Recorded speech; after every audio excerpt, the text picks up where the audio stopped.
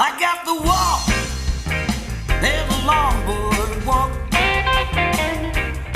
I know the talk, the longboard talk. Okay, live. You do that every week, Sean. Which switches the camera to your mug. That's just, you want more airtime. Do you want to do the intro? Nah, mate, you're doing too good a job. It's the Before you 20th of get April, feedback. 2021. I'm Weeksy in Western Australia. Welcome to Oz Longboarding, and we have a great show for you tonight. If you've lived on the Gold Coast or anywhere the northern New South Wales, southern Queensland coast, you will have heard his dulcet tones over the years. And well, there's a lot more than meets the eye with this man, and certainly I knew him for quite some time before I even found out he used to be the world champion back in 1988. But Andy Mack joins us this evening. I'm looking forward to having a chat with him. But before we get started, we'll chuck a quick lap around the coast, see what's been going on. Here in WA, we had a bit of wind. You might have heard about our little cyclone that ended up with a few waves, which has been great. Unfortunately, our friends to the north are still rebuilding their towns in Charlton and Kalbarri and a couple other regional areas. But as far as the surf's concerned, good stand-up paddleboard competition on the weekend here in Lancelin, and it's looking good for the next week. How's things on the Gold Coast, Sean? Mate, it's been pretty small the last few days. We've got some good banks though, incredibly good banks. So we're just hoping we get a bit of swell. This time of year, they tend to get a lot of southerly in it. So we'll take what we get. You're looking good as well. What's the kilo count out now, mate? Mate, it's still hovering around the 120, but the weight's still falling off. Yeah, sort of. I can beat Andy. Andy's lost how much? 25 21. kilos. Yeah, I've doubled that. But then I had a lot more to lose. Don't tell everyone that. That sounds really good. But yeah, no, it's just been really pleasant. The water's good. No place I'd rather be than the Gold Coast at the moment. Unreal, and stoked and excited to receive my tickets for the Kira Longboard Classic the other day. So that's all. You're taking entries already? Not yet. We'll get on to that shortly. We're just sort of sorting out a few little things with the entries. They'll be on live heats and that, but we're just sort of looking at if we can live stream it and use some of the resources that the live heats have. It'll be a goer. Unreal. And we've got a few other things happening with it. Much bigger program this year. Beautiful. Looking forward to it. I can spew what I missed last year. And I'll tell you what, another person that good to get up to Kira if he can do. Maybe just had a recent trip up to the Gold Coast, but Nathan Riverland from Victoria is actually here for the start of the show this week. It's exciting. How are you, Nate? How's footy training? Yeah, g'day guys. G'day Weeksy.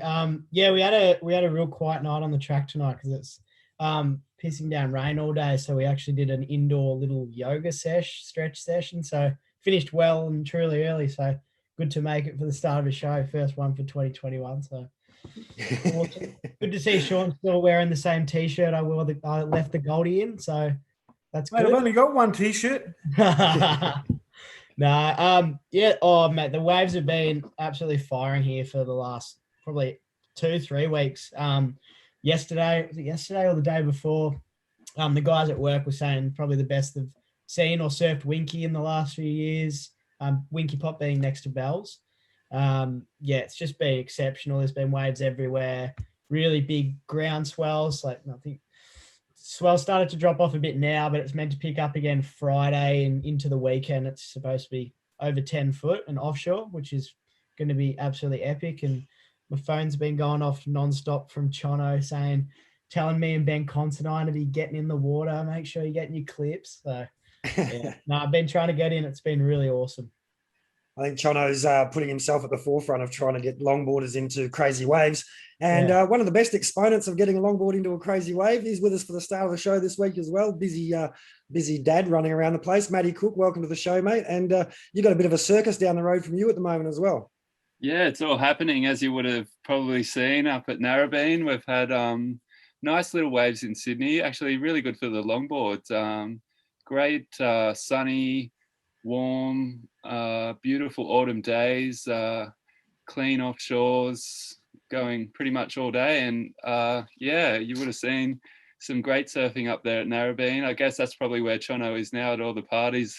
Well, that's where I'd be if I was up there. But yeah, I guess there'd be quite a lot happening up on the other side of the bridge at the moment. No doubt. And I've actually been tuning in and checking out the condensed version of the heats each day, and some amazing surfing on both sides of the draw. And it looks like the ladies have just taken it up another notch again. We've been talking a lot about the ladies surfing lately, but aerials being dropped and thrown, and all sorts of exciting stuff going on. I'm really looking forward to it, because obviously straight after Narrabeen, the World Tour was off to my hometown, well, my home state of Margaret River down south, and then actually out to Rottnest Island for the first time that I can remember in my lifetime, seeing the World Tour surfers out there. So it's exciting times. But a man who's seen more competitions than all of us combined, I would imagine, certainly discussed more of them than all the rest of us have been to, telling people where to surf and where not to surf. We'll find out tonight whether he told the truth or whether he sold a few dummies in his time. But I was really excited to welcome him to the show. Last time we tried to get him on, he made up some bloody weak story about having a heart attack or something, so he didn't have to come on the show. But great to see him back on top and smiling. Welcome to Oz Longboarding, Mr. Andy Mack. Yay! Thanks very much, Jason. Yeah, that was a pretty good excuse, wasn't it? But as it turned out, it was real, and it's something that I wouldn't really recommend for anyone. Having a massive heart attack, it just came out of the blue, and that day I was feeling really good. There was a southerly swell running at Crumanelli. I hadn't been surfing for a while, and I thought, oh, I'm not ready for the paddle today. So I thought I'd climb the lookout there. You know, the lookout, remember when we did the paddle out from Macca, and, you know, just above where we were. And I got to the top. It was a little bit out of puff, you know, it's about 300 steps, but I felt okay. And when I walked back down, it's a lot easier walking back down than walking back up. I had a bit of a sweat on, but I seemed to be okay. And then I got home and I thought, you know, I'm ready for the comeback. I just finished a Bachelor of Arts degree at Southern Cross University, which was pretty full on for 3 years. And I was doing karate kicks in the lounge room, saying to my wife, I'm ready for the comeback. And the next thing, I started sweating. I'm thinking, I should have been sweating after the walk up the top of the lookout. And I'm sweating an hour and a half later, you know, and I'm having a cup of tea, and I love my tea. And I had this big slice of carrot cake that I was ready to devour. Didn't quite get to that. And then I'm in a lather of sweat. And luckily, my wife was working from home that day, and she saw what was happening, called the ambos immediately. And they came up, and I was on the way out. I mean, I was starting to see the fluffy clouds in front of my vision was going. And I thought, fuck me, Dad, am I allowed to swear? Yeah, why not? It's on the internet, mate. Okay, fair enough. Well, I have anyway. I thought, this is a real McCoy, but I don't want to go. And fortunately, the ambos did a great job. There were three ambos turned up. I mean, 3 cars turned up, and off we went to hospital. And they made way for me to have an immediate operation, a stent on the main artery, which they called the Widowmaker, which sounds pretty serious, right? It's a pleasant term, yeah. Yeah, and that's right. And there I was, you know, on the surgeon's table looking. I know there's a surgeon's table at Margaret River, but this was like the surgeon's table for real, with a big screen, and I could see the heart pumping and all the arteries. And I thought, wow, I hope I make it. And luckily I did. They're gold standard at Gold Coast University Hospital. It was a successful operation. So I'm here to tell the tale, and I'm really more than happy that I survived that, because some people don't get to survive it. And so from that point on, I thought the Heart Foundation diet is the way to go. And I've been able to lose 21 kilos since then. So I'm gradually, slowly sort of getting back into the surf and, you know, just building up my strength. Mate, I'm glad you didn't go for that surf. You mentioned our good mate Macca. Obviously, yeah. He was, you know, enjoying a surf at that right where you were at Kira there. That's right. Heart attack. So what's your takeaway from that? You mentioned the diet. I mean, so is there something you could have been doing to prevent it? Or is it so?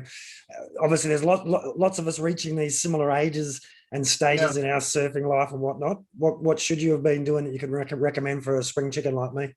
Well, you know, I had cholesterol. I did have high cholesterol, but I'd only had a test about a month beforehand, and I was 6.6 with cholesterol, which wasn't too bad, but it showed that my cholesterol was high. So all I can say to everyone is, make sure you have regular checkups. I started getting a bit out of breath. I started getting headaches. I was sort of having sleepless nights. There were certain signs, and I didn't think anything of it. But the surgeon said to me, look, you can just come out of the blue. It's one of those things that can just happen. And like I said, fortunately, my wife was right there and got me into that ambulance and got me in the hospital in the nick of time. So well, it sounds like everyone should get themselves a wife between you and JB. The missus is keeping you kicking.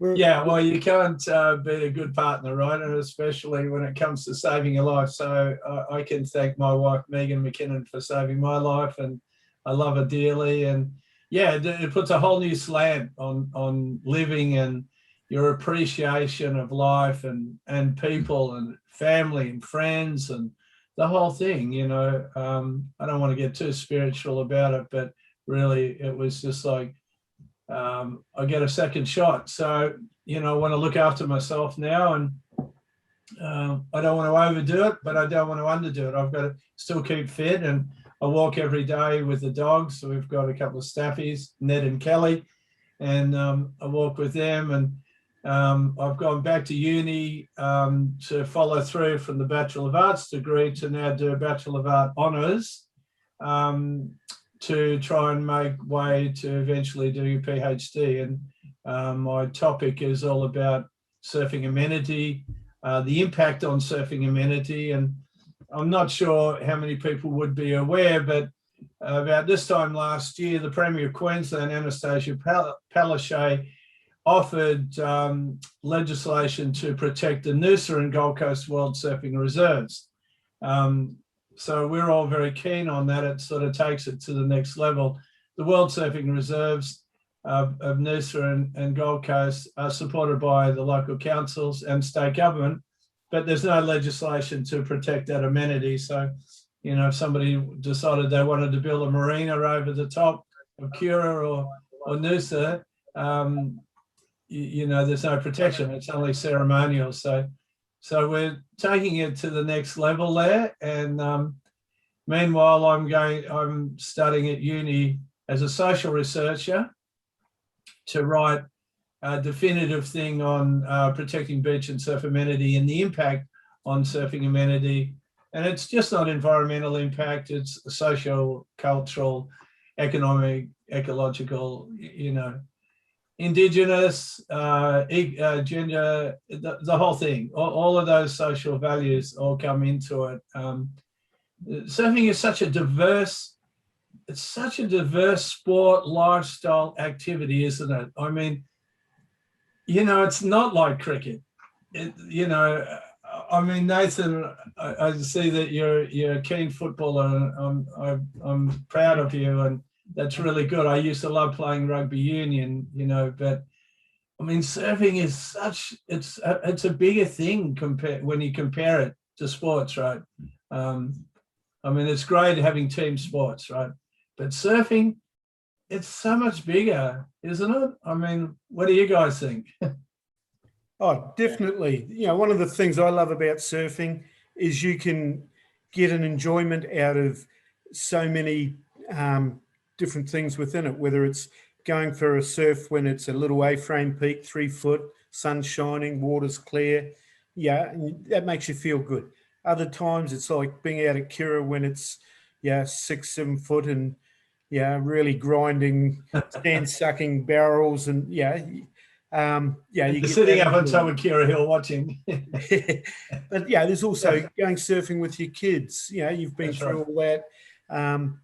The traveling aspect of it, going exploring as such, and then there's also, going to the contests and that. There's just so many variables that make it fun, and then and it's part of that lifestyle that we all enjoy. Which I'm really mad keen on my rugby as well. But as much as I like going and watching it and that.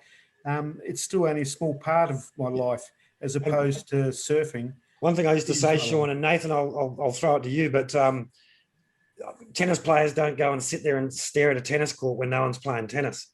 You know what I mean? That's that spiritual element that Andrew mentioned. I mean, Nath, you don't go and stare at a footy field if no one's playing footy, do you? Nah, absolutely not. And that was going to lead me into, Andy, I wanted to, sort of talk to you. So you played a bit of rugby when you were younger? Yeah, I love rugby. I was a blind winger, I think. I think that's what they called it. Yeah. And did you have a stage where you went, okay, surfing's taking my priority over rugby? Where did the whole surfing thing all start? Oh, I've got a great story for you here. Like, you know, in the junior days, I loved rugby union, and I was in a winning team. We won the under-14 state in the GPS. But after I got out of private school, I went to Miami High School, and Michael Peterson was there, and Robert Bartholomew, and a whole heap of surfing people were there. And the funny thing was, the new headmaster, Bill Callanan, he'd come from a big rugby league background in Brisbane, and he was trying to recruit everyone to play rugby league. And none of us wanted to play footy. We just wanted to go surfing. In fact, you know, we're always wagging school, or, you know, where Miami High School is just across the road from the surf. And I'd borrow my mum's car and drive down, do a couple of lessons, and then say to everyone, hey, who wants to come down the Snapper Rocks? And they, yeah, sure. So we go down the Snapper, and in the end, the headmaster realised I'm not going to win on this, so he introduced surfing in 1970, and it was one of the first schools to actually have a full-on competition as part of the sports program. And then within a couple of years, he sponsored Rabbit as part of the Australian team for then the world titles in 1972. So, you know, these were the days when surfing was really frowned on. It wasn't considered to be a mainstream sport. It was, you know, we were all looked at as rebels, and we loved being rebels, and we loved being anti-establishment, and we loved doing our own thing. So that sort of meant walking away from a lot of those sports. And, you know, of course, there's the injury side, wasn't there? Really, we just didn't want to break our legs and arms playing footy when, you know, in those days, you didn't really get hurt going surfing. I mean, surfing now, the degree of surfing, the degree of difficulty and the acrobatic style of surfing like Gabriel Medina, I mean, it's taken it to a whole new level. It's a serious sport now, isn't it? I've actually got a photo of you here, Andy, from 1972. I might just pop that up on screen. Can you see that? That's PT. Oh, is it? Oh, Yeah. that's my fault. No, that's all right. I thought it said AM at Kira in 72 pre-groin. No, that's and I could switch feet too, but I'm a goofy foot. I was gonna ask you, were you surfing a left and they've reversed the slide, or were you surfing switch? But no, that's not you. Okay, right I'm on. on a pink board. I saw the blonde mop. Yeah, that's right. Well, you know, both PT and I had blonde hair, and so did Rabbit in those days. So you got a few famous friends from back in those days. I'll just quick. This is your beautiful wife Megan, who lifesaver. Yes, there's the beautiful Megan, and that's when our 10th anniversary. We went all out to renew the vows, and you can see me. I've got my Michael Jackson jacket on there. I'm dressed like a Hindu for a day with a Udang cap, and we're on top of the Bukit there, the Bukit Peninsula. What a great spot! So, yeah. Yeah. Hey, Andy, tell us a bit about your first. Yeah. Well, go on. Sorry, look, yeah, hold on, no. Now there's PT now, and yours truly on the right hand side. Now you can see I'm well on the way to 120 keys there. And PT always loved his pink surfboards, and he took it further to get pink shoes and a pink tie. And he wasn't even supporting breast cancer, which is the colour for breast cancer. But you know, PT. Such a colourful character, and we grew up together with Michael Peterson and Rabbit, and those guys, you know, PT and Rabbit, there's good old bugs. You know, they had their hearts and minds set on being professional surfers, and I really I couldn't see it, even though I love surfing and I love traveling, I love competing, but I couldn't see how this would be a professional sport. And, you know, you really had to be the winner. And Michael Pedersen was winning everything in those days. So he got the lion's share of the prize money. But, you know, to their credit, they became the world champs. You know, PT was the first world professional champ in 76. And then Rabbit became world champion in 1978. And you would have heard him on the commentary down at Bell's. Nathan, you're going to ask me a question and I can go to that photo, but sorry, you're going to ask me something. I can't hear him. Yeah. Oh, hold on, sorry, I was on mute because I was having a piece of garlic bread. That's all right. No, I was Just so gonna, as you I was guys all gonna- understand as well, when I'm doing screen sharing, we can see all of you down the side. So you can't be doing that stuff off screen. Everyone can see you. Carry on. Oh, really? Yeah. Oh, there you go. Okay. I'll know that for next time. I was going to ask you a bit about your first World Surfing Champs, because obviously you're going with a pretty good team with MP and Pete. But I was also, when you showed that photo, it just reminded me where I went to Surfing World magazine used to run a camp in near Seal Rocks, and I went to one of like this talk story thing with Pete Townend, and he was literally like one of the most interesting people. Like his story and how he spoke was one of the most interesting things like I've been to. It was absolutely amazing. Like he's so full of knowledge, unbelievable. Yeah, well, PT was always very smart, as was Rabbit, and as was Michael Pedersen. PT could have been an architect, and you know he made surfboards in the earlier days down in Sydney at Gordon and Smith, but then he went to America. He moved to America and he set up shop there, and he worked for Surfing Magazine as a senior sales manager, and he was still competing. He was still on the tour, you know, up to some point in the 80s, and then he just became this surfing ambassador. And he's so articulate and intelligent, and you're dead right. As a surf historian, he remembers all of it. He's fascinating to listen to. Yeah, he was absolutely amazing. Yeah, tell us a bit about your first World Surfing Champs and how you went, because I knew prior to that you had a bit of success in the state junior titles in Queensland and everything. Yeah. Oh, you've read up on the history. I'm impressed. Done the research. Yeah.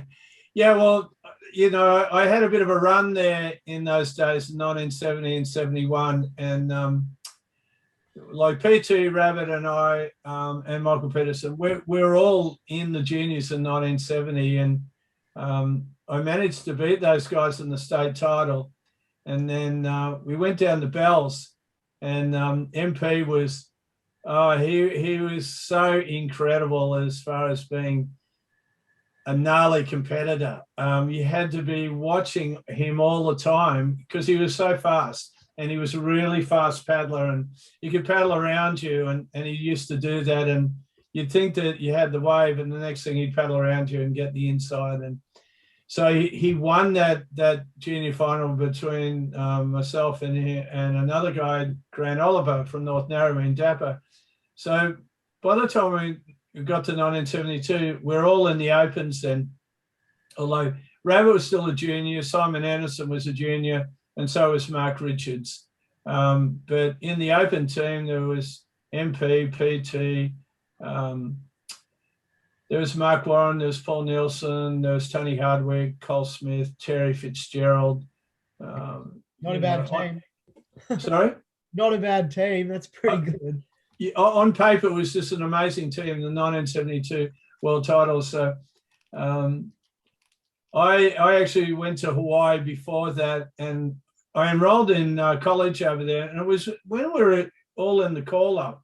I mean, they were still calling us up for Vietnam, and we were all around about 19. In fact, Mark Warren had actually been called up, but he was given special dispensation to leave to compete.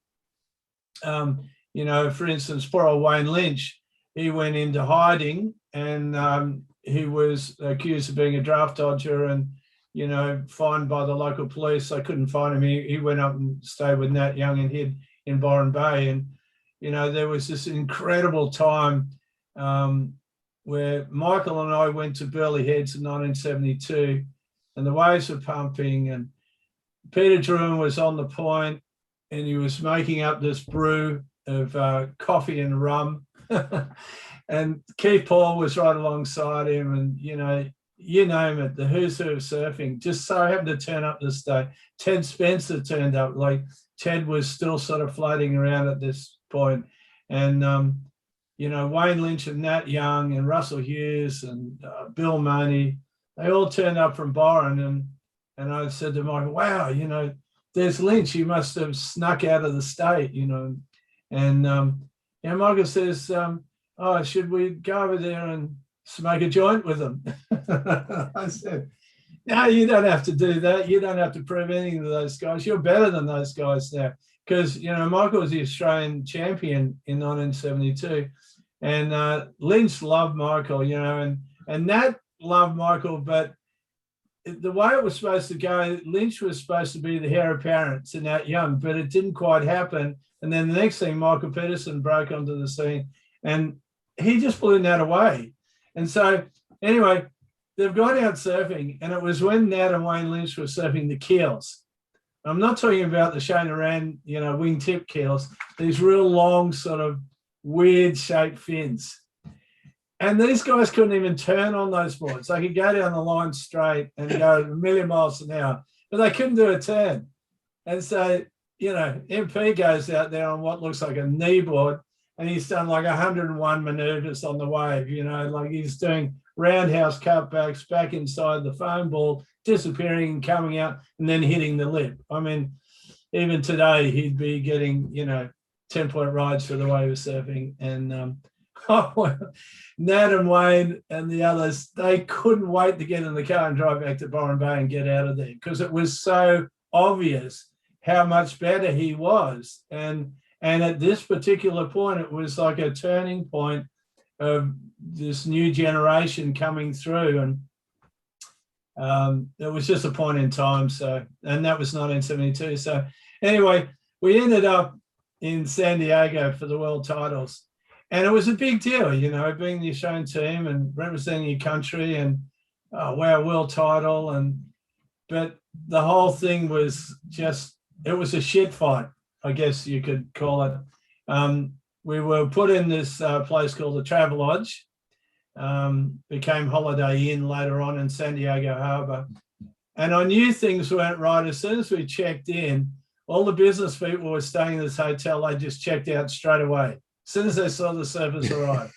So we basically took over the hotel. And then all the Californian crew heard that there was a party on every night at the hotel. So it was this full fear and loathing situation. Hunter S. Thompson couldn't have written a bigger story about it if he tried, because it was out of control. And, there was people getting thrown into the pool and chicks running around the nude and beer bottles. And there was all sorts of other stuff. The Peruvians were on another tangent. They ended up locking up the cleaning lady in the upstairs bar. And it was absolute carnage. And somehow the Australian team, a lot of the crew, like Mark Richards and Cole Smith, hadn't been to California before. So it was such what could you say, like such a shock, a cultural shock to them to see how it was. And but for MP and myself and Rabbit, we had our own little room. We're sort of right at home in this, absolute carnage and out of control thing, because basically that's how our lives were on the Gold Coast anyway. And so it was nothing new. And so we were right at home. And I remember the finals day, MP and I drove down to Oceanside and the pier, the fantastic historical piers there. And David Nuiva, he was like the god of California. And, it was like he was making a second coming, and he's still ripping. And, they were riding fishers. It was when we first saw these small wave boards called fishers. And I had these beautiful boards from Van Strollen, but they were too gunnish for the waves. So I had to borrow a board from a guy called Steve Liss, a local guy who was one of the original fish guys. And it was like a rubbish bin lid with a fin on it, And anyway, we look out at the pier, and there's David the Weaver's board. It's been broken in half with a crowbar through it, with a message going, "Good luck, Dave." And I said to him, "Well, if this is how they treat the locals, imagine if we win, they'll hang us." And was that fear real back in the day? Because I know I used to read the Tracks magazines and things when I was a little tacker, or the Tracks newspapers back then. And the stories about what would happen to visiting surfers in Hawaii and stuff, and the locals sort of saying, "Hey, probably best if you don't make it through your next heat, buddy." Did you ever copy any of that? Oh yeah, definitely. And Hawaii was, you had to be really careful in Hawaii. I had this situation because I was living on Kauai, and I was going to the Kauai Community College, and I was enrolled in the college to do political science. And it was a really good excuse to live in Hawaii and go surfing, basically. But every chance I would get, I'd go out to Honolulu Bay and go surfing, no matter how big or small or whatever. It's the most beautiful bay in the world, just this incredible right-hander. And I had this 7'4" 5-stringer Van Strollen. It was just an incredible board. And I surfed Pipeline, I surfed Sunset on it, I surfed Rocky Point, everywhere on that board. And I was so at home on that board. And just one day I was out there surfing, and a couple of Florida guys were out there, and one of them's dropped in on one of the locals. And I thought, oh, this is not good. And it was on a Sunday. And the next thing, this guy's just getting pounded in the water. And I really wanted to help him, but I realized there was really nothing I could do. I didn't know him, and I felt really sorry for him. But I thought, well, I'm going to get out of here before they pick on me, right? And I had really long hair and a beard at the time. I've got the hair back, but I had a really big beard. And so I'm standing on the beach, and I'm waiting for my lift to turn up in the car park. Clancy the Third, he called himself. And Clancy was hiding. He could sort of see that there's a shit fight starting. And it was called, Basher Howley, at Honolulu Bay. And so I'm standing there trying to hide behind the 5-stringer Van Strollen. And they've walked past me, the Hawaiians, and they've got this guy's board. They've taken the board, they've left him out in the channel, ended up swimming around to the next bay. So he sacrificed his board. They've walked past me, and the last guy looked at me and looked at my board and just grabbed the board and kept walking. And I thought, oh my God, this is my favorite board. I'm not going to give this board up, So I sort of packed up the courage. I walked into the car park, and there they all are. There was about 5 Hawaiians, like from the really big guy to the little guy, And they've already tied my board on top of their car, with the Florida guy's board.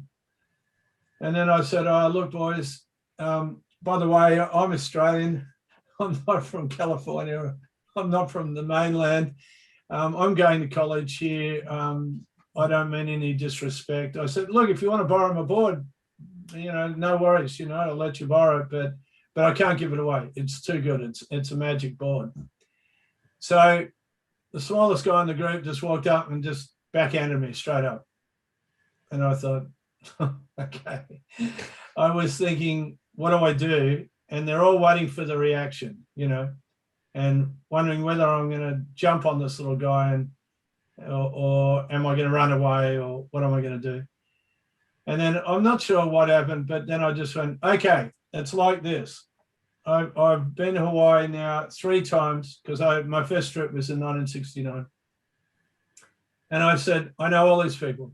Barrack and Opuni, I know Jerry Lopez, I know Ryan Dotson, I know all these big wave riders, and I know Tiger Espiro. And they're looking at me, I've just reeled off all these names, and they're looking at me. And the biggest Hawaiians come over, and I'm thinking, oh, this is where I just cop it now. I'm really going to cop it. And he's going, no, bro, it's Tiger, not Tiger. And I went, yeah, that's right. Yeah. Tiger Espiro, because this guy was a legend. This guy is just, he's like another god, and I'd met him in 1969, and he was quite remarkable. And, you know, he's pre-Titus, he's pre all of that. Then the big guy just goes, okay, bro, we're just testing you out, you know, speaking pidgin, you know, slaps me on the shoulder, just testing you out. Take your Check board your mana, down. brah. Check your mana. Yeah, you can have your board back, you know, and they take the board up, throw it in the bushes. And I thought, well, that's fine. At least I'm getting the board back. And then they drove away. So the next day, I go to the barber's, all the hair's off, you know, short backs and so clean shaved, you know. And then I thought I'll go back to the scene of the crime, you know, on the Monday. I walked back out to the pier, the famous Honolulu Bay pier. And of course, there's no one around. It's Monday, you know, it's a quiet day. And I'm sort of feeling like, okay, it's the new me now. They won't recognize me, like that long-haired hippie Howley character. And this Hawaiian guy walks up and he goes, we're not all like that. And I said, oh, were you there yesterday? And he says, yeah. He said, I saw what happened. He said, but it's okay. We're not all like that. And I said, oh, that's really nice. That really, you know, meant a lot to me. And, you know, it took a while for all of us to realize just how badly the Hawaiians had lost their culture, their land, you know, their religion, everything. You know, everything was taken from them. So, you know, if as a white person, if you do the wrong thing and you're looking like you're treading on their toes or not treating their area with respect, you will cop the wrath, you know. But they also like it when you stand up and you stand up for yourself as well. They respect that. And after all, they're incredible people. They're very hospitable people. And, you know, their whole aloha thing is about welcoming people and looking after people. But I think that's what makes it even worse when you're shitting their nest, as the saying goes. If you arrive to someone who welcomes you with open arms and then you disrespect them, that makes it even worse. Yeah. So. And see, the thing for us Aussies, we, you know, wanted to take them on in the surf to show that we could actually surf better, you know, because we were so competitive. You know, we had this drilled in us. We want to be the best. And to be the best, you really needed to dominate in Hawaii. Anyone that did well in Hawaii really in those days was seeing that they've made it. But you had to take into account that respect thing as well. And of course, that all escalated for Rabbit in 1976, when, you know, he was calling himself Muhammad Bugs and he's ready to be number one and take on the world. And, you know, this did anyone pull him aside? I've heard the story a couple of times from various people who were in and around the situation. Chris Fulston being the one to answer the door when the boys came to have a chat. Yes. Did anyone pull Bugs aside and go, dude, you're going to get us all smashed? Or was everyone just kind of part of the hype and rolling with it at the time? Or everyone was running for the hills, including Rabbit, and he went straight to the Kuilima to go and hide. But fortunately, and I don't know, it was on SBS the other day, the Eddie Aikau story, and Matt George, you know, he does the is it Matt George or Sam George? Sam George. He did this production on the Eddie Aikau story. And it goes right into that. And it's a really interesting story. And, you know, Rabbit apologized on that documentary that he misread what had happened. He didn't realize what he'd done wrong. He thought he was being brash and cocky. He didn't realize he wasn't trying to be disrespectful. Yeah. Exactly right. You know, and it was quite unbelievable that even when I was doing my Bachelor of Arts degree and I was doing a unit in international tourism, that the disrespect of tourists when they go to certain places, that came up with the Australians in Hawaii in the 70s. No names were mentioned. And I thought, wow, that's incredible that could actually resonate in a study. And I told Rabbit about it and he goes, well, you know, it's something that we all learn. We just weren't quite prepared for it. No one had really, there was no sort of lesson to, you know, no one had been able to pre-warn anyone of, you know, how to be. But we sort of knew that you didn't want to get off on the wrong side because life could be hell. And I mean, he's you know, he learned an incredibly valuable lesson, but then he, you know, to his credit, he went on to be the world champ, and he's got really strong Hawaiian friends, but it was Eddie Aikau that came in and basically saved Rabbit from, you know, an even bigger beating, because the whole of the island was ready to take everybody on. They'd heard that the Aussies were bragging and that they were trying to say they were better. And I get the feeling there was a lot of Chinese whispers going on as well, Andy. Like, you know, like the guy at the local break says one thing, and then by the time that story's been told 3 or 4 times, now it's this guy reckons he can beat us all up, as well as kick our ass, as well as steal our girlfriends. You know what I mean? I can see that vibe could raise. But it's always been an interesting dichotomy in Hawaii, though. That, I mean, they want to represent themselves on the world stage, but they also don't want the world to come to them too much. But, you know, it's a tough one. They're welcoming, but they don't want to have it ruined.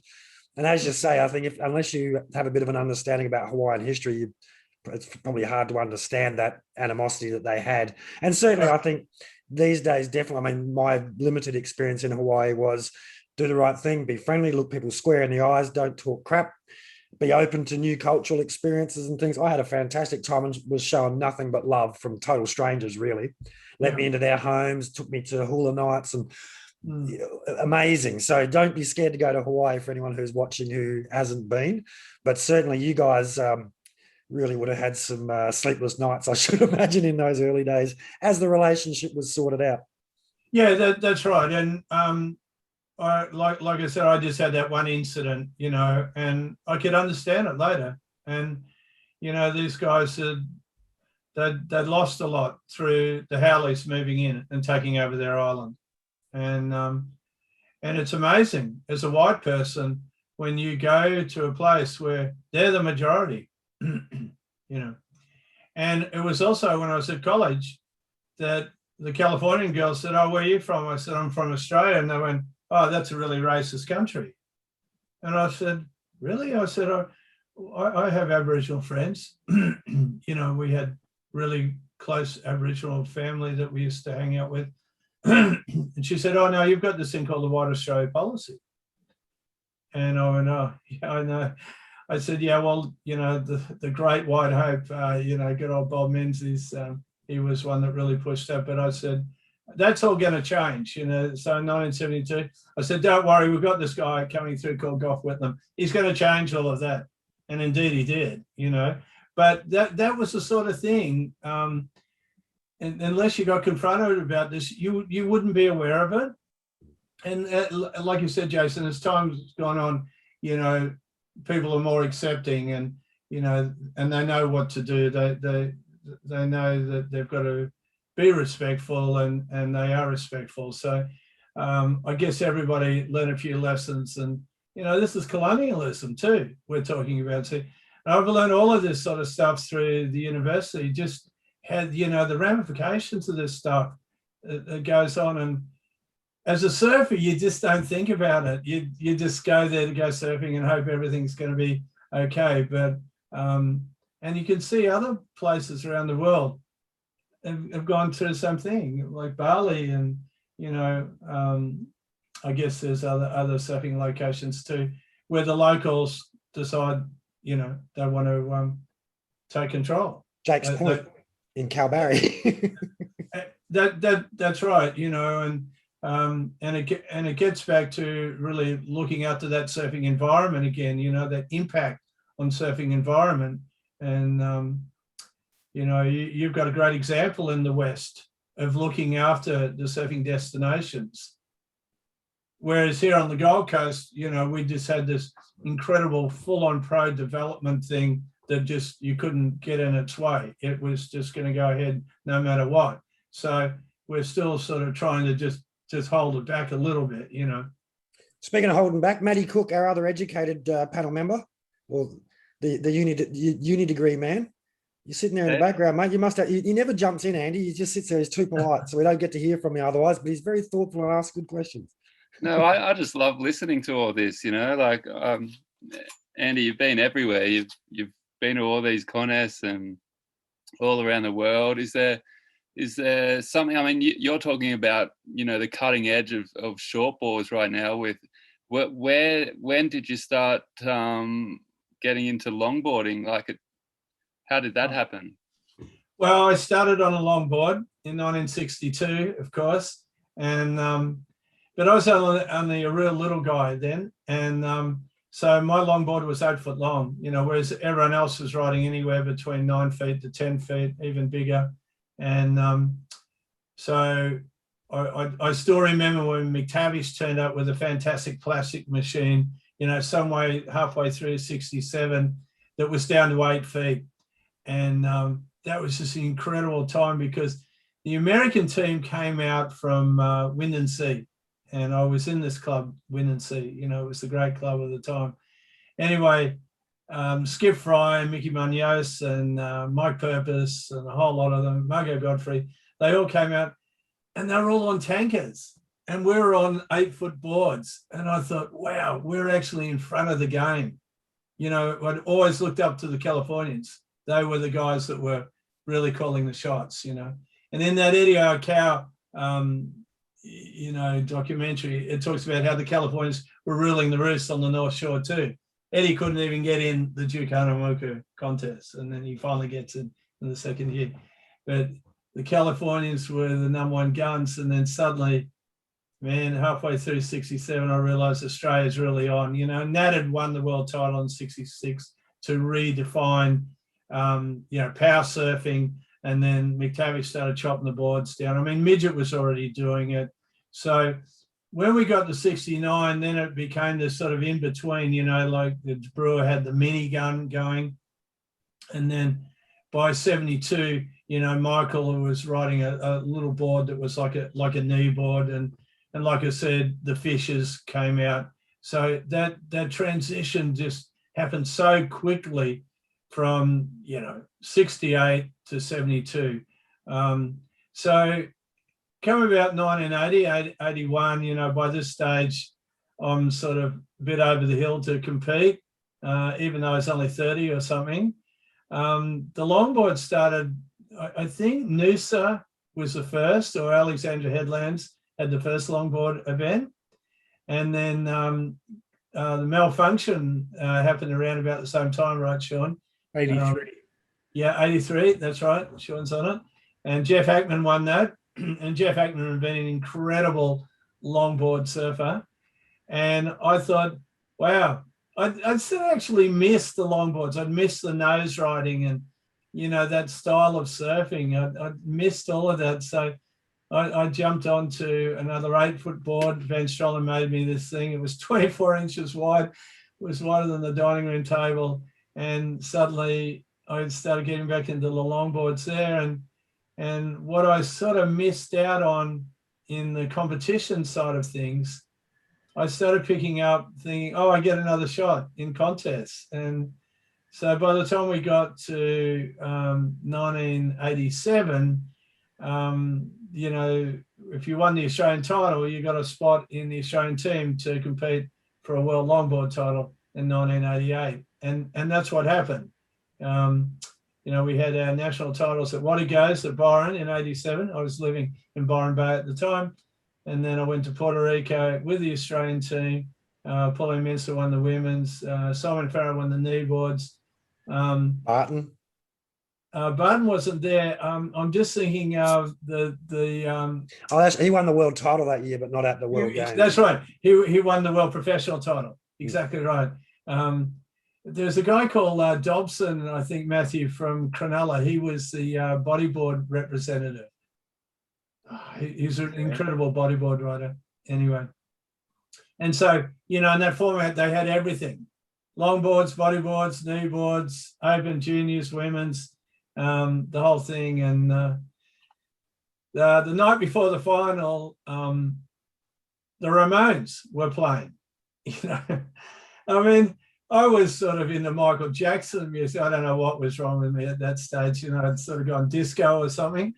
And somebody says, oh, no, the Ramones are an incredible band, this punk rock, from New York. I went, really? Okay. So we went along, and I'm up the back with the guy who was doing the lighting. He'd been this Puerto Rican war veteran. And he gave me the story about Puerto Rico and how they don't like, the gringos, Americans, and, that whole thing. At that stage, it wasn't even a state of America. So I was getting the story of how, America had used Puerto Rico and it was a dumping ground for chemicals and all sorts of carnage. The mafia would hang out there as well. So I got this whole life history while watching the remotes. Oh, what a night, man. I ended up in a pizza bar at about 3 o'clock in the morning playing pool with the locals from San Juan. And the next day was the finals. Oh my God. So I came back in at about 5 o'clock in the morning, and Alan Atkins was our team manager. I think he was president of the ASA at the time, Australian Surf Riders Association. And it didn't look real good with me arriving at 5 o'clock in the morning with, the big, finals day. So I just said, no worries, it's okay. I'll just take some Panadols and give me a little bit of wood, a plank, and I can run up and down that and I'll get my balance back and I'll be right for the finals. And basically that's what I did. And I won by countback for that World Longboard title from Rico de Souza from Brazil, who'd been great old mate. And he'd actually been in the 1972 World Titles, and I'd met him back then. So that was a pretty big moment for me, to win with a green and gold on and, and win a World Longboard title. Because in 72, I only just missed out on getting in the final. P2 beat me in a rapid charge. And he went on, he got third, and I got equal 6, which was, not a bad result for the time. But it sort of made me realize I don't really want to be a professional surfer. And, like I said, I watched PT and Rabbit go on to become so successful. So I went in a completely different direction, all over the place, traveling and still loving my surfing, And so when the longboard thing came back in the 80s, I was just thinking, oh, here's my shot to get back in a longboard. And then, of course, it became really popular, didn't it? And, the great Wayne Dean, I said to Deanie, because Deanie had been incredible in the early days, him and his brother Robbie. I said, oh, Wayne, you got to jump on a longboard. And the next thing, he became the next world champion. I've just got to say that Wayne and I are still the only Australian World ISA longboard champs from that time, from 1988 and 1990. There's not been another Australian ISA World Longboard Champion. So is that right? Even with all the world even with champs? Harley, even with Josh Constable, even with Jackson Close, all of that lot. None of that's them. right. There you go. Feather in the cap. Yeah, with Deanie, it's a nice one to share with him. And Deanie actually told me about that. He mentioned you fondly a few times, but I'd met you a few times and spoken to you. We did a commentating together. That's right. Sort of, had a few chats, and it was years into having met you, but I actually found out that you'd beat former world champ. I was like, there's a few people on the WSL commentary team. Maybe you should go and talk to them about how you don't have to bring it up every 5 seconds. But a good sign of your humbleness, or maybe it's just because you've got so many accolades. It's hard to get all of them in. We're almost at the end of an hour. We haven't even got onto your main your career since I've known you in your broadcasting side of things. Yeah, well, I was just going to say that when I came back after all of that, after the World Longboard title, I came back to the Gold Coast, and I hadn't been here for 30 years. I was pretty well known in the 60s and early 70s here, but no one had heard of me in the 80s up here. And then when I started as Andy Mack, the voice of the surf on radio, I think, who the hell's this wanker? And he's a World Longboard wanker at that, Oh boy, I copped it, didn't I? But I didn't give a fuck. I had this incredible gig. They gave me a car and a phone, and I was off and running. I had worked in Sydney with Mark Warren, and Mark Warren's probably one of the most professional media presenters you're ever going to meet in your life. And so that lasted for nearly 30 years, that gig with CFM. And so this is a picture of you at Surfstock, is it, Kira? No, this is not Surfstock. This is actually 2014. This was the start of our campaign for World Surfing Reserve at Kira.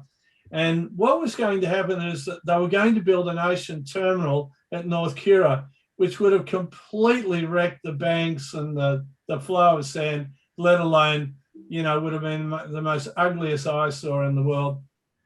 But it was a serious sort of proposal, a $4 billion proposal with an iterated resort, and it was just a monster, right? So I said to everyone said, we've got a protest about this. And I'd had a bit of a reputation for being an activist and being able to organise a good protest. We'd had the Australia Day paddle out in 2009 when Rabbit got his AM, Australian Honour Medal, on Australia's Day. And we had a big paddle out for Kura to bring back Kura, because when they started pumping the sand, we lost the banks. But after we sort of got a result back of managing the sand better, Kura sort of came back. But then in 2014, along comes this giant monster, the ocean terminal. So I said to everyone, well, we can protest all we like, but in the end, we've got to follow through with something that ultimately protects. And I think that a World Surfing Reserve can do that. So that was the start. We had about 3,500 people turn up to do the paddle. We were going to do the paddle, but there was a bit of a swell running that day and it was a bit too big. There I am in the middle there. And so what we did, we got everyone to stand on the sand in the shape of WSR. And we had helicopters flying over above, and we got shots to show the rest of the world that we were serious about doing a World Surfing Reserve. And like I said, that was 2014. In the end of 2015, we got endorsed as the 8th World Surfing Reserve. And then in 2016, it became official. So now in 2021, we're now trying to get legislation to protect both the Noosa World Surfing Reserve and the Gold Coast World Surfing Reserve. And yeah. Is that a really like proud moment for you, and when that happened for Kira? Oh, it was just huge. Yeah. Thanks, Yeah. Nathan. We were really buoyed by that, and running on a lot of adrenaline and a lot of great community support, and people really concerned about what was going to happen to the surfing amenity there. And my good old mate, Felipe Pomo, the world's fittest, healthiest, 77-year-old, he turned 78 at the end of the year, still riding 20-foot waves at Honolulu Bay. He's just remarkable. And he'd invited us over to Huanchaco, northern Peru. Huanchaco is the home of the Caballito de Toro, the Peruvian reed board. It's this left-hander that's biggest, longest left-hander, not as long as Jacama. Jacama's the one up the road. And Felipe had invited us over there to celebrate the 50-year anniversary of his world title. And he said, look, I've got a 30-kilometre paddle and I want you to come over and join us for that. I wasn't really up to a 30-kilometre paddle, I used to be an okay paddler in the day, but I said, no, that's all right. I'll do the media. I'll take photos and I'll, write a story or something. And, but then I saw firsthand this incredible culture, and Huanchaco became the 5th World Surfing Reserve to protect the fishermen's culture. That's what that one was all about. And so I realized from there, this is what we need to do. So he was my inspiration in more ways than one. And he kept telling me to drop the weight as well, but I couldn't get off the desserts, but boy, I'm really learning how now. I actually watched that with quite some interest. You guys actually brought them out to Australia and rode the reed boards. That was really cool watching all that take place. And so that's a very beautiful historic connection back to the early origins of our sport. But I just want to bring up this photo here. Is there any little Mckinnons running around? How many, you got kids? Yeah, I've got 2 sons. Blake, my oldest son, he lives in Bali. And Lachlan, my youngest son, he films around the place. He calls himself Mr. Clips, and you may have seen some vision online and what have you. So he's been doing all the previews on surfers for the World Surf League too, like little profile pieces. Yeah, he's going really well. Now, I'm guessing that this particular job you had to do as a surf reporter didn't go so badly then, otherwise you wouldn't have been having kids. Yeah, that's a great photo that Richard Tommy Campion took, and Paul Buchan. You got to make sure those straps are tight. That's all I'm saying. Crazy shot, isn't it? I mean, Tommy was standing underneath us, and we're like, getting lifted up by the helicopter, and the things you do for publicity, right, Weeksy? Yeah, mate. We've been there. So I'm going to flick through a few photos here. We've already gone overtime, but I could sit and listen to you another couple of hours. But I just want to flick through a couple of these pictures because there's some pretty good moments and some pretty well-known names within the surfing world. And I'm sure just looking at these pictures is giving you flashbacks as well. Yeah, definitely. And more than a few flashbacks with these guys, let me tell you that. Johnny Charlton, the one in the middle there, JC we call him, really dear old mate, and he lives up at Noosa. He was doing surf reports as well, and he was also on Coast Watch on Channel 7. He used to do these great little features, and he's a remarkable guy. He worked with Dick Van Stralen and Salt of the Earth character. And the guy alongside him, Ken Brown. Ken KB Brownie, he created that TV show on Channel 7 called Coast Watch. He could talk the ears off, he could talk the lead off your dog. He's incredible, media personality and just a dynamic character. And, we had this night to celebrate both of their involvement in Coast Watch, and that was at the local surf museum. So you can see the camera in the background there. I think looking at the blazing board sign there in the background as well. Yeah, that's right. Chris Boss's movie, The Blazing Boards, and the great Rick Griffin, Californian artist, did that poster for Chris Bostrom, and Rick Griffin goes all the way back to Murphy the Surfy days. So I don't know if you've seen the latest Surfing Life magazine. I'm not trying to give Ray a plug for his mag here, but I did an 11-page story about surf art culture, and Chris Bostrom gets in there. We just go back to the other. Do you want to be associated with this fella? Or what's the deal with you and Tommy? Tom Tate. Now that's our great Gold Coast mayor there, Tom Tate. And look at this fella here wearing his suit and tie. and Rabbit on the right, and that's me on the left. And everybody was sort of really laughing because, there was no secret. There was a little war between the mayor and myself trying to get recognition for a World Surfing Reserve. But in the end, the mayor went along with it. And on that day, he looked at me and he said, "We did it." And I went, "Yeah, we sure did." Classic Tom Tate. We got it. We did it. That's right. So for my West Australian friends, you wouldn't understand. We haven't got an equivalent over here. Tom's his own special blend of capitalism, opportunism, and development. But I think once the surfers put the pressure on him, and this is a very important point for the younger generation as well, with the voice, don't be afraid to use your voice. If you use it long and strong, you can be heard even today. And obviously, Deanie, of course, heavily involved in that push as well until his untimely passing. So, but who are these characters here? Okay. So, is that Rondina? The person in the middle is Westerly Windina, formerly Peter Druin. Now, that's when Peter decided to become Westerly.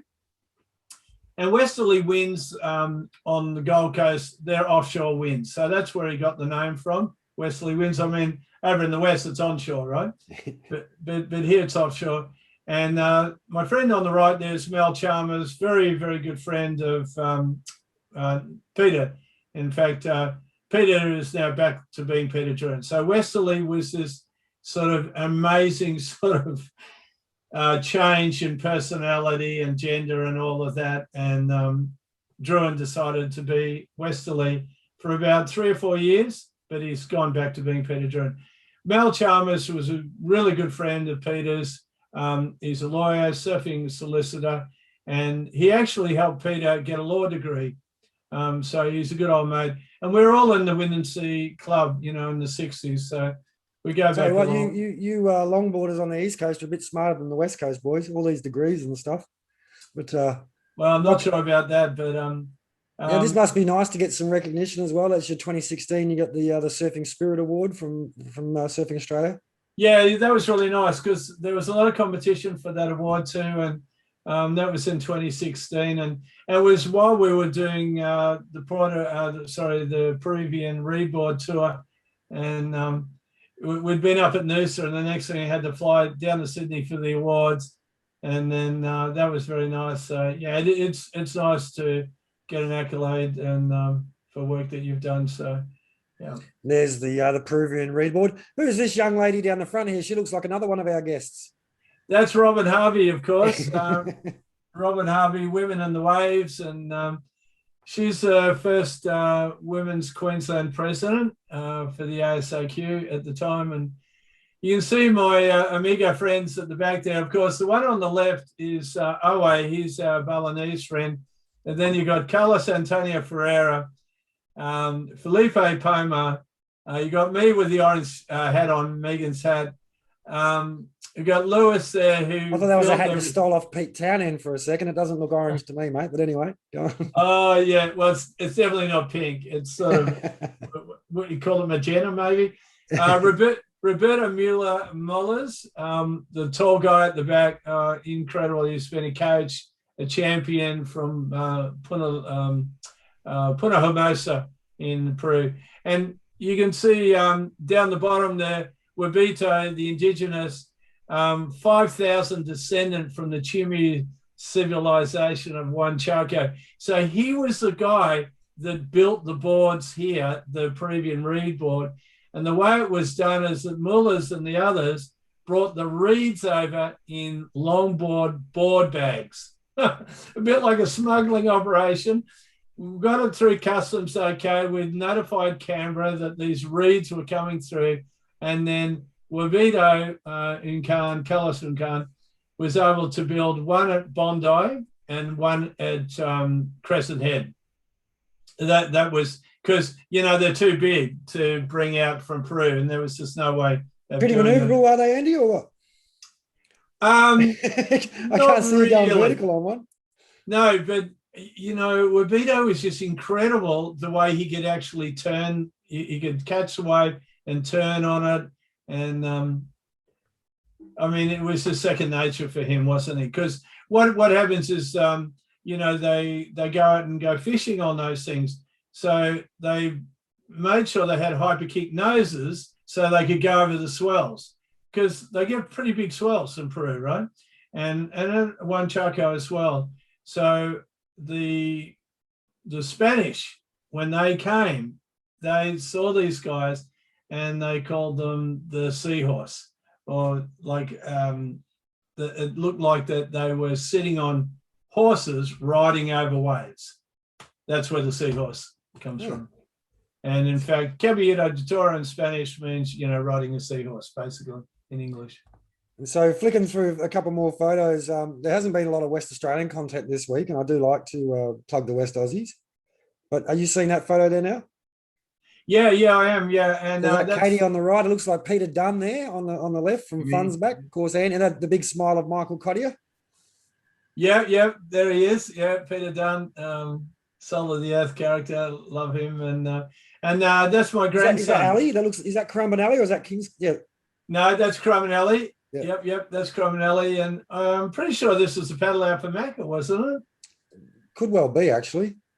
And that's my grandson down the front there with the blue rashy on, and he's got the MC board. On the Cunliffe board. Yeah. And Katie's married now and living up at Agnes. Yeah, I believe so. Yeah, and I think she was heading up to Darwin the last time I heard, or she or something. Yeah, being a tour guide, all sorts of stuff. Now, some classic old photos here, mate. Yeah, well, that's one from Dick Hull. That's at J Bay in 1977, and that's a switchfoot. That's not PT. Oh, so that's actually that's an actual switch. That is an actual switch. Yeah, that's a solid wave to be switching on. Yeah, it's in the movie, Greg Hugland's movie Fantasies, it was called at the time, and he actually released some of the unseen footage from that session, and God, it was amazing. I don't know if any of you guys have been to J Bay, but that session lasted for about 10 days straight, and even when we were leaving, it was still pumping, but I was so surfed out by about the 10th day. There's just no way I could surf anymore. But that was an incredible session. And, you know, Terry Fitzgerald dominated, and Reno was out there, Buzzy Kerbox, Bobby Owens, Simon Anderson, Tony White, Critter. All of us were down there. Meanwhile, PT was back at Durban taking on the rest of the world, him and Kanga and Mark Warren, because they had the Bronzed Aussies happening then. There's a classic shot of PT and I, and you can see the classic fins too on our boards, and my mum's green Tirana. Cool. Who's this handsome looking bloke with yeah, well, that's, as you can see, that's a recent shot. And did they make you get a haircut, mate, or is it just up in a bun underneath the hat? Oh, yeah, because I got the little hipsters bun going there. You can't quite see it, but trying to look respectable and getting my Bachelor of Arts degree earlier on this year. That's a shot at Narrabeen, because we've been watching Narrabeen all week, and I'm pretty excited about that shot because Hugh McLeod took it, and it was in my gypsy days of the 70s when I was just driving around the countryside. I don't know how I existed, but you know, I just kept surfing. And was that from? It looks like, just I'm looking at the top left corner of the picture there. It looks like it's a photo taken of a magazine page. Is that from a magazine or? Yeah, it's from a Surfing World magazine. Hugh McLeod took the shot.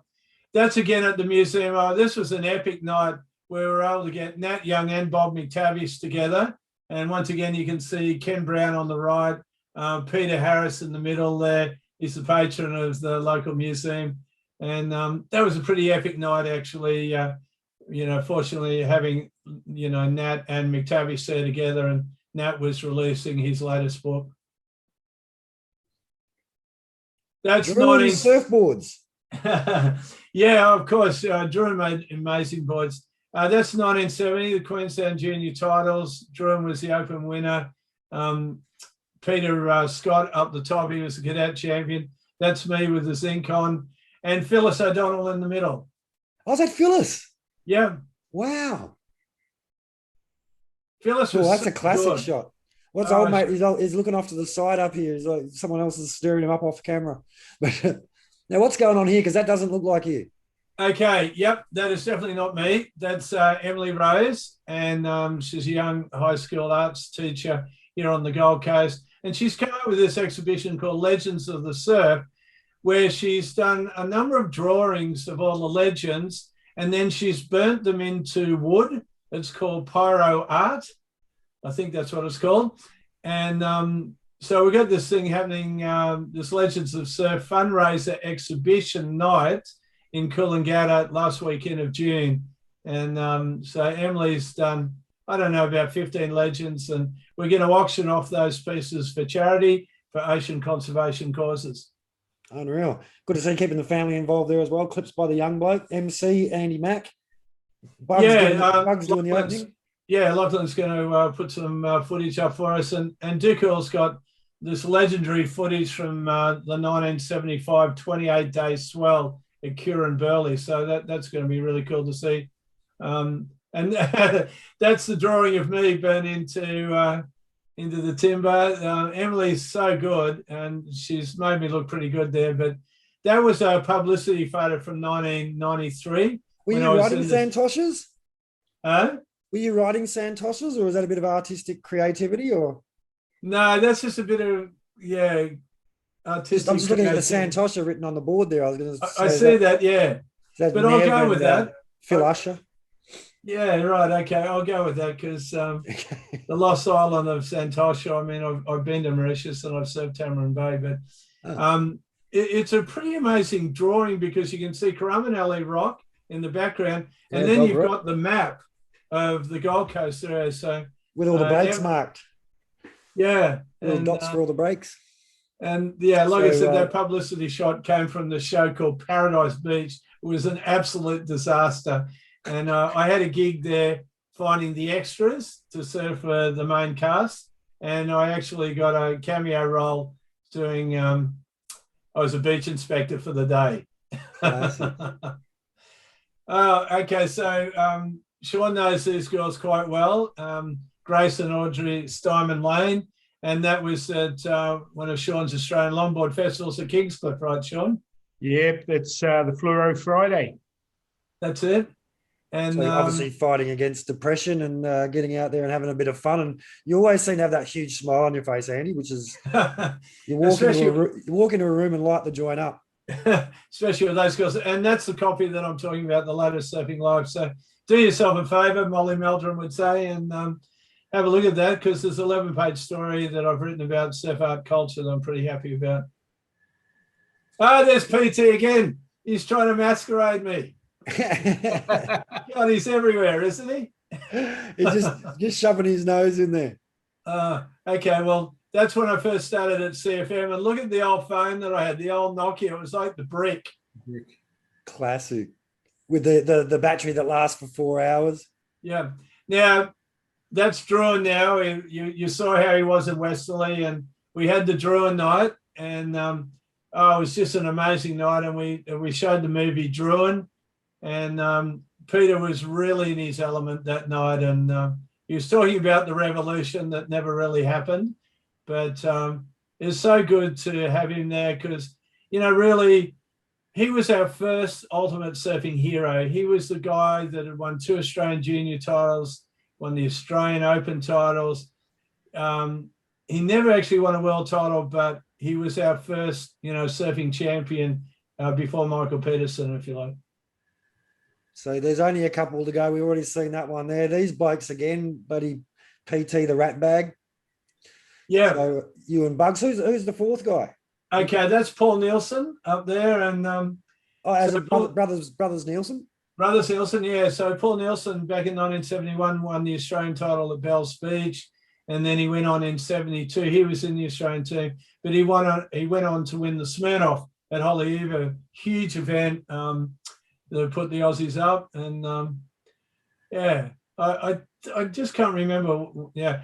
So this was and this was after we got our first World Surfing Reserve endorsed by council and supported, and we had a little celebratory barbecue at Currumbin. Beautiful. Wind and Sea, the most famous legendary surf club in the country. Yeah, that's for sure. A lot of those guys aren't here anymore, but a couple of them still are. And that was the original Bondi Wind and Sea. Wow. If you look out the back, the guy that's really got the big smile on his face, that's Chris Brock. And he's got the mouth open and the smile. Yeah. Brock, he lives at Lennox Head. He's still surfing. He's amazing. And then you drop down from there, and the great Kevin Brennan, he's got a white T-shirt on. There's no logo on. Oh, Boxhead. Yeah, the head. They called him with the glasses. It looks like Bill Gates. Was Bill Gates part of Wind and Sea? Yeah. Sorry, the name fails me at this stage, but there's some legendary characters, and there Robert Keneally, of course, who lives over at Margaret River. He's down the front. And he's sitting next to David Spencer. David Spencer's got the checkered shorts on, and Bonza Bob is kneeling right alongside him, Robert Keneally. Oh, yeah. There's Robert. Of course, he's lost all his hair now, hasn't he? Yes. This fella hasn't lost his hair? No, he's never going to lose his hair, is he? The great Mick Fanning, 3 times world champ, and was fabulous listening to him on the commentary today and talking Good to about see him back in a jersey as well, eh?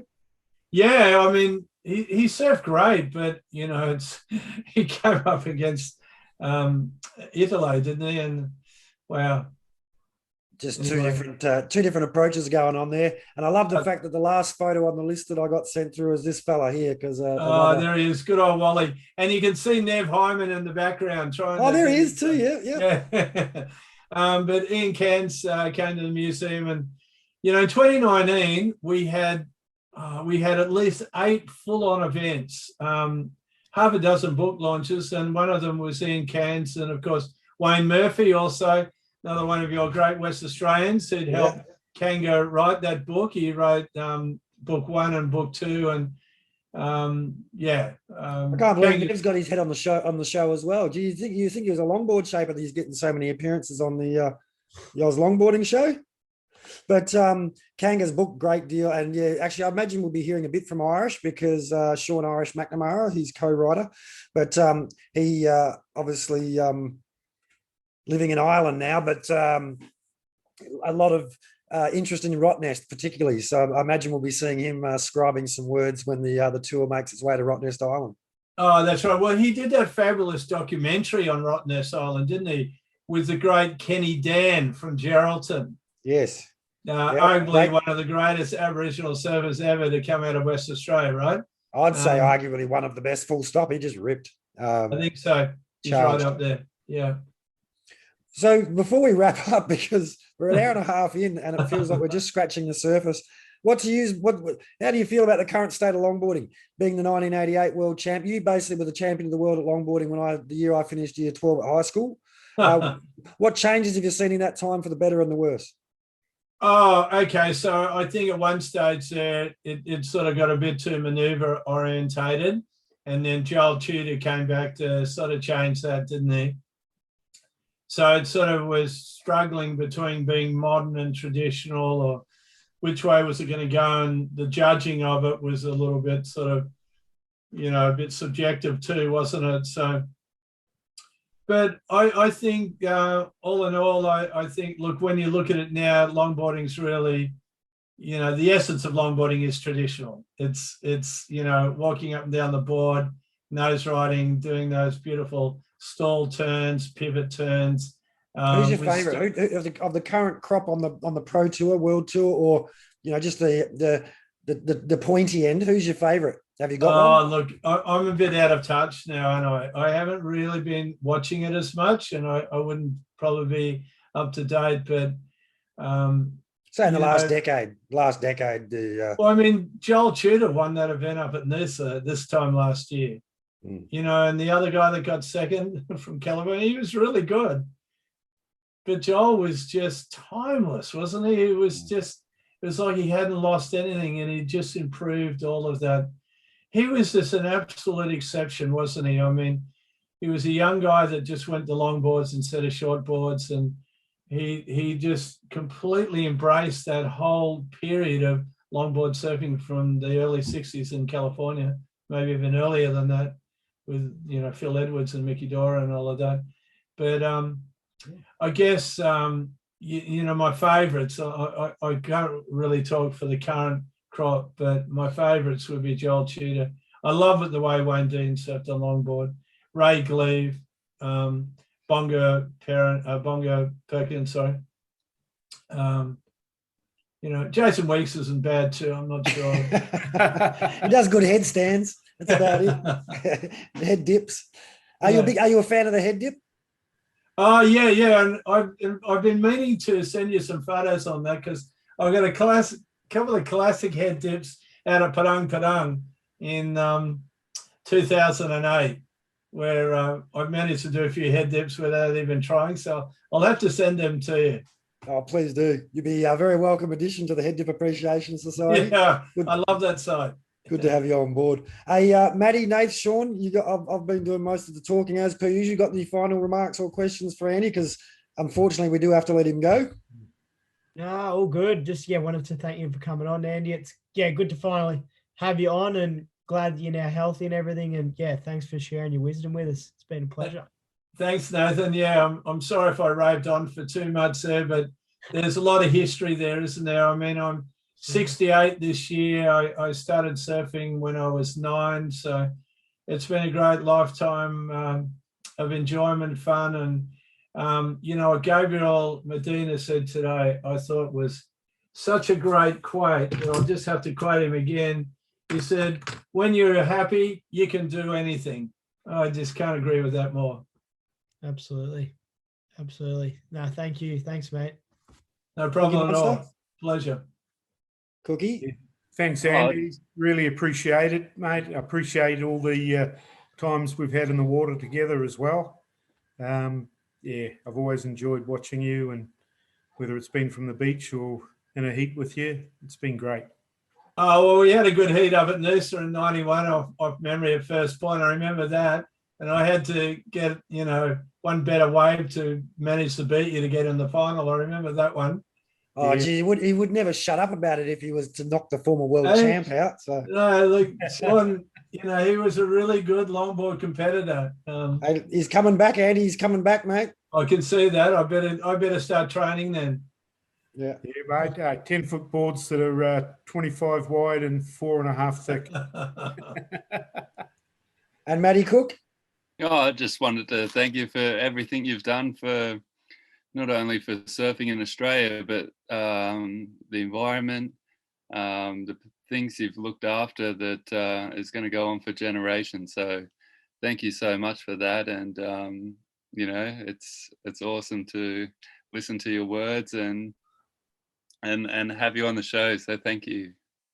No worries, Matthew. Thanks very much. I hope I don't get into too much trouble with some of maybe a few controversial, outlandish comments there, but it wouldn't be an interview without a little bit of controversy, right, Jason? Absolutely, mate. And we thank you for sharing a few of those little pearls and hopefully get some conversations started. We're only so scratching the surface of your lifetime of experience. I echo Matthew's sentiments. Thanks so much for all you have done and all you continue to do for our sport, because a lot of champions is easy just to get your trophy and walk away, but you put your heart and soul into preserving the lifestyle, preserving the environment that we rely on for our surfing, and for keeping strong these intergenerational bonds and things. And I think you should be extremely proud of what you've done, and just bloody slow down a little bit, mate. We love you too much to lose you. So good to see a bit of perspective there, and maybe Mother Nature saying, hey, look, you can put the handbrake on every now and then, mate. Yeah, that's right. It's not a marathon, right? Yeah. And look, it's all well and good to go out blazing in a blaze of glory, but we'd like to have you around for a bit longer. Now, Shawnee Mack, who have we got to back up next week? Who follows on from Andy Mack? Before I tell you who's on next week, I've been asked to give the Snowy McAllister a bit of a plug. Yep. I've been down to the Snowy when Andy's been surfing in it. So they're going to come on the show to talk about the comp, though, aren't they? Yeah, I'm trying to get Cameron Gray, and the club president is Kate Walker. Yep. Ask them if they'll come on at some stage to give the event a bit of a plug.